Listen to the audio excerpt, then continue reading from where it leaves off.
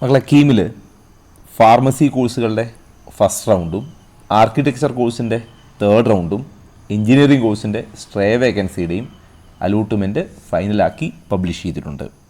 അപ്പോൾ ഈ പറഞ്ഞ പോലെ ഫാർമസിയുടെ ഫസ്റ്റ് റൗണ്ട്, ആർക്കിടെക്ചറിൻ്റെ തേർഡ്, എഞ്ചിനീയറിംഗിൻ്റെ സ്ട്രേ വേക്കൻസി ഇതിൻ്റെ അലോട്ട്മെൻറ്റാണ് വന്നിരിക്കുന്നത്, ഫൈനൽ അലോട്ട്മെൻറ്റ്. ഈ റൗണ്ടിൽ അലോട്ട്മെൻറ്റ് കിട്ടിയ കുട്ടികൾ ഓഗസ്റ്റ് 30 വൈകിട്ട് 3 മണിക്ക് മുമ്പ് അതാത് കോളേജുകളിൽ പ്രവേശനം നേടണം. അലോട്ട്മെൻറ്റ് കിട്ടിയ കുട്ടികൾക്ക് അവരുടെ കാൻഡിഡേറ്റ് പോർട്ടലിൽ നിന്ന് അലോട്ട്മെൻറ്റ് മെമ്മോയും എടുക്കാം, അതേപോലെ ഡേറ്റാ ഷീറ്റും എടുക്കാം.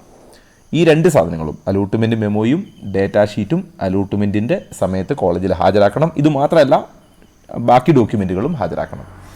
അപ്പോൾ ഡേറ്റാ ഷീറ്റ് എന്താണെന്നും അതേപോലെ അലോട്ട്മെൻറ്റ് മെമ്മോ എന്താണെന്നും ഒക്കെ മുമ്പ് ഒരു വീഡിയോ ചെയ്തിട്ടുണ്ട്. നിങ്ങൾക്ക് ആ വീഡിയോ നോക്കിയാൽ ഇത് മനസ്സിലാവും. അതുപോലെ ഡോക്യുമെൻറ്റുകൾ ഏതാണെന്ന് ഈ പറഞ്ഞ ഏതെങ്കിലും ഒരു റൗണ്ടിൻ്റെ, ഫസ്റ്റ് റൗണ്ടിൻ്റെയോ സെക്കൻഡ് റൗണ്ടിൻ്റെയോ വീഡിയോ നോക്കിയാൽ അതിൽ ഡോക്യുമെൻറ്റുകളുടെ ലിസ്റ്റും പറഞ്ഞിട്ടുണ്ട്. അപ്പോൾ ആ ലിസ്റ്റുകളാണ് കൊണ്ടുപോകേണ്ടത്. ഞാൻ വീഡിയോ എക്സ്റ്റെൻഡ് ചെയ്യിക്കുന്നില്ല, ഓൾമോസ്റ്റ് മറ്റ് റൗണ്ടുകളിൽ പങ്കെടുത്തവർക്കറിയാം. അല്ലാത്തവർ ജസ്റ്റ് ആ വീഡിയോ നോക്കിയാൽ മതി. ഇനി അലോട്ട്മെൻറ്റ് കിട്ടിയ കുട്ടികൾ അലോട്ട്മെൻറ്റ് മെമ്മോയിൽ കാണിച്ചിട്ടുള്ള പ്രവേശന കമ്മീഷണർക്ക് അടയ്ക്കേണ്ട ഫീസ് ഇത് നിങ്ങളുടെ അലോട്ട്മെൻറ്റ് മെമ്മോയിലുണ്ടാവും. ആ അലോട്ട്മെൻറ്റ് മെമ്മോ, അതായത് ഞാൻ മുമ്പ് ഒരു വീഡിയോയിൽ അലോട്ട്മെൻറ്റ് മെമ്മോയുടെ ഡീറ്റെയിൽ ഇട്ടിരുന്നു. തമ്പനയിൽ അലോട്ട്മെൻറ്റ് മെമ്മോ ഉള്ള അതിൽ മെൻഷൻ ചെയ്തിട്ടുണ്ട് allotment memo, memo detail, document എന്നൊക്കെ പറഞ്ഞിട്ടുള്ള ആ വീഡിയോ നോക്കിയാൽ മതി.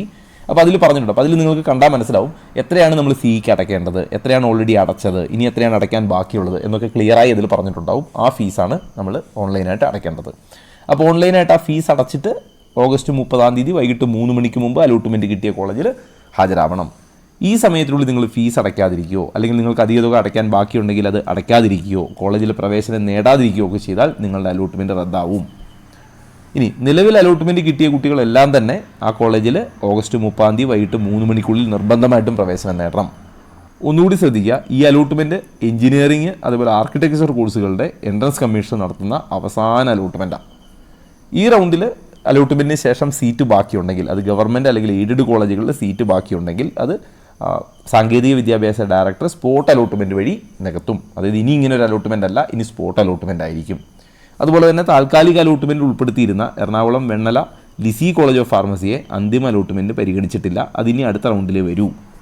എൻട്രൻസ് സംബന്ധമായ വാർത്തകളും അപ്ഡേഷനുകളും ഏറ്റവും വേഗം ആധികാരികമായി അറിയാൻ സബ്സ്ക്രൈബ് ചെയ്യുക, ബെൽ ഐക്കൺ അമർത്തുക. ഈ വീഡിയോ മറ്റു സുഹൃത്തുക്കളിലേക്കും ഷെയർ ചെയ്ത് നൽകുക.